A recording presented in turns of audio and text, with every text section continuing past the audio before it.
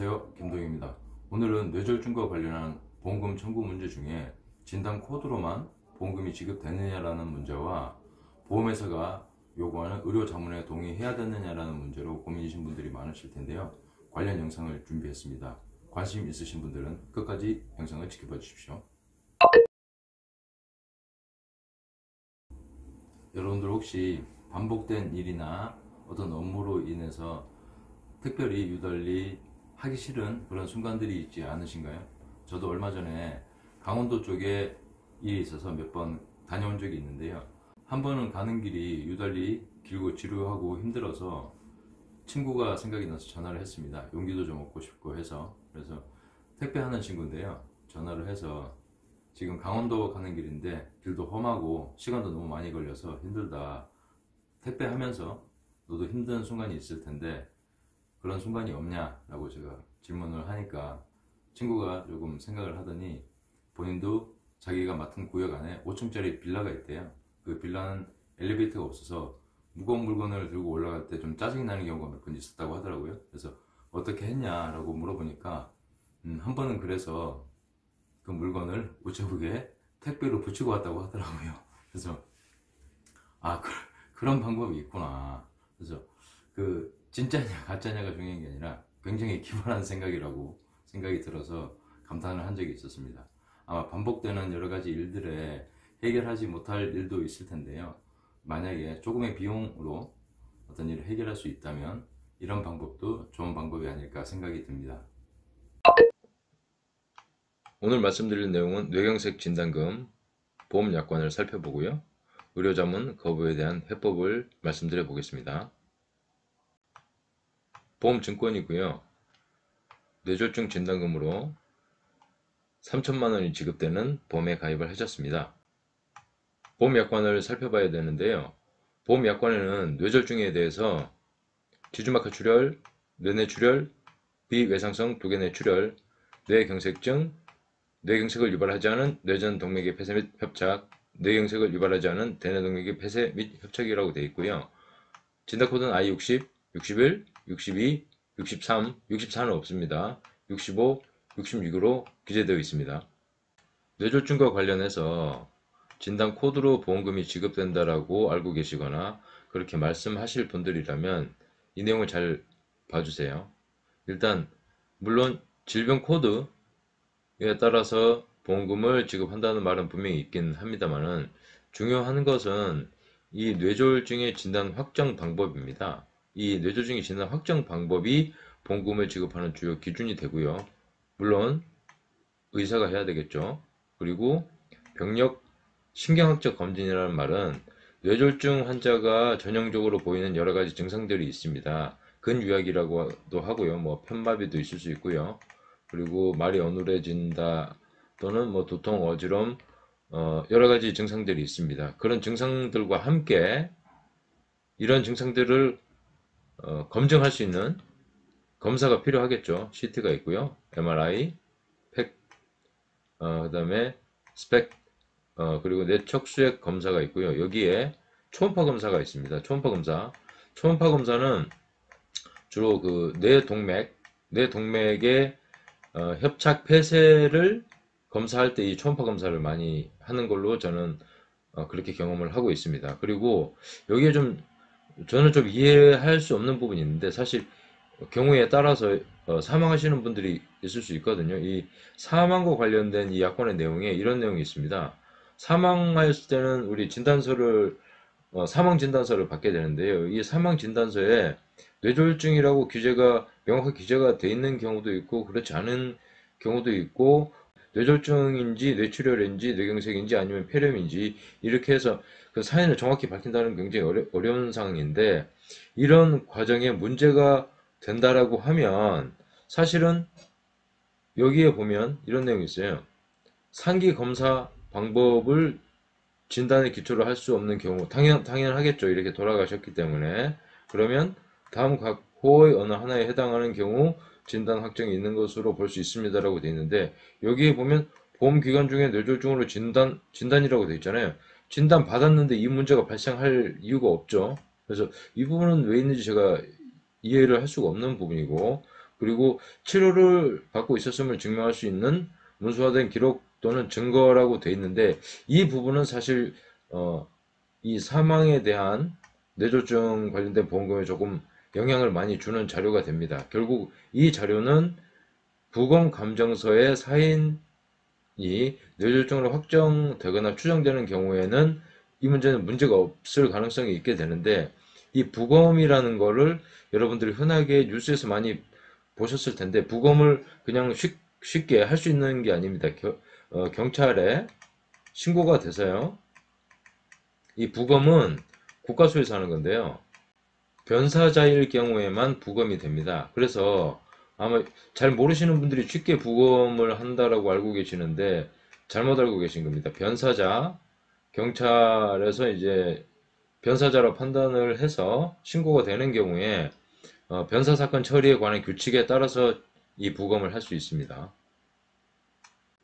의뢰인의 진단서를 살펴보면 뇌경색증에 해당이 되고요. 진단 코드가 63.8로 나왔습니다.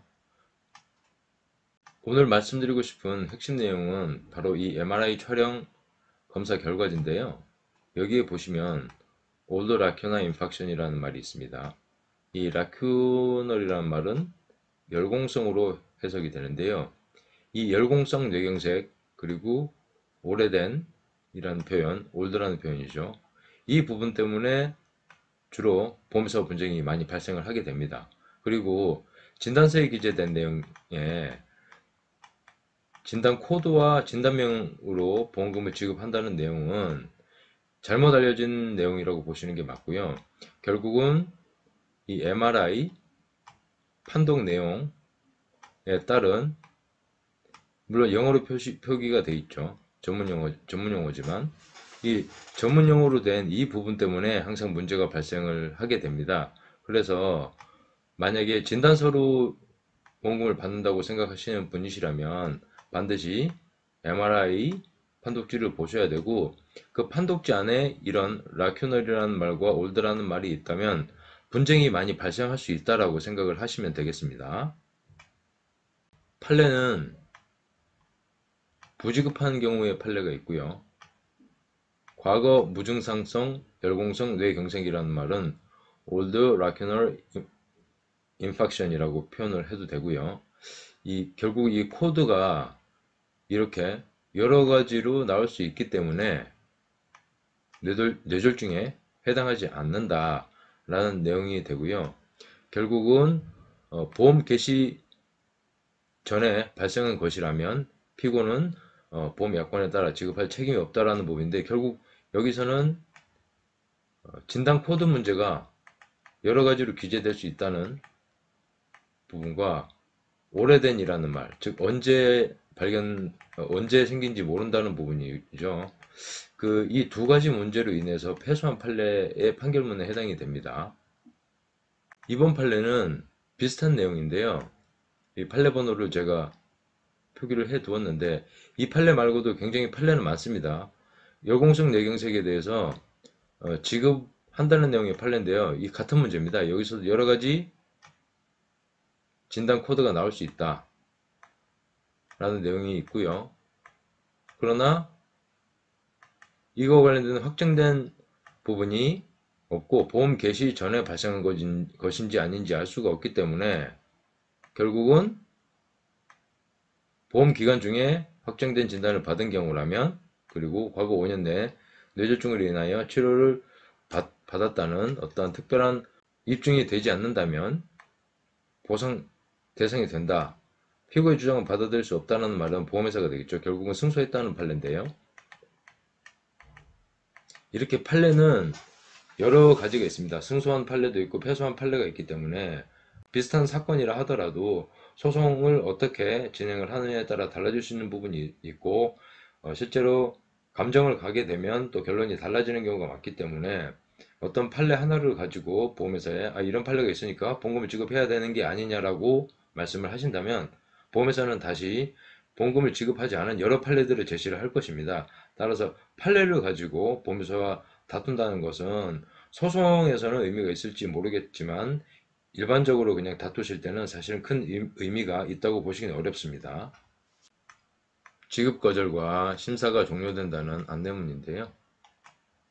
적정성 문제를 평가해 보겠다는 부분과 치료 목적인지 여부를 보겠다는 부분, 그리고 여기에 의료자문 진행을 하고 싶고 주치 소견서를 받아야 되는데 거절했기 때문에 두 가지를, 그래서 지급을 거절하고 심사를 종료하겠다. 즉 보험금은 부지급한다는 말입니다. 결국은 의료자문에 동의를 해야 되느냐 아니면 또 말아야 되느냐 라는 여러 가지 질문 중에 제가 유튜브나 블로그를 보게 되면 의료자문을 거부해야 된다 라는 내용이 굉장히 많은데요. 거부한다고 해서 해결되는 문제는 아니고요. 결국 이런 보험회사의 공문에 보면 답이 있습니다. 의료자문을 하려고 하는 목적이 적정성 문제와 치료 목적이었나 라는 부분에 대한 소견을 주치의를 통해서 발급을 받는다면 결국 이 두 가지 모두가 해결이 되는 것이 아닌가 라는 게 제 주장이고, 저는 실제로 이렇게 두 가지를 증명을 해서 보험금을 청구하는 데 도움을 드리고 있습니다.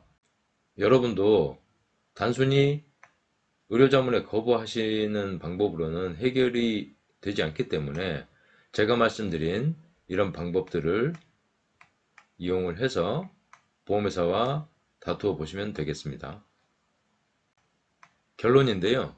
열공성, 무증상, 직무성 이런 뇌경색은 한글로 표현된 진단서에도 표현이 되어 있지만 결국은 MRI와 같은 판독지에 기록된 여러 가지 기록들을 좀 살펴보실 필요가 있고요. 금융감독원, 소비자보건, 보험 판례에는 지급을 하라는 경우도 있고 지급을 하지 않는 사례가 모두 존재합니다. 따라서 단순히 의료자문을 그냥 거부하시는 것은 해법이 되지 않고요. 각각의 사례를 구체적으로 판단해서 부지급 조건을 해소한다 라는 말은 조금 전에 말씀드렸던 적정성 문제가 있고요. 그 다음에 약관의 문제를 주치 소견서를 통해서 해결을 하시면 보험금을 지급하는 데 도움이 될 거라고 생각이 됩니다.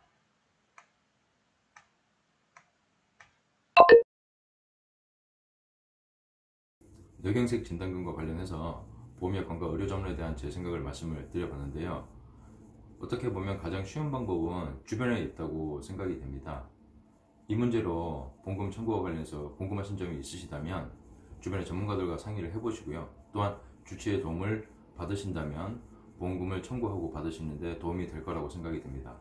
여러분 모두가 유튜브 손해상사가 되는 그날까지 저는 열심히 달려보겠습니다. 구독 부탁드립니다. 감사합니다.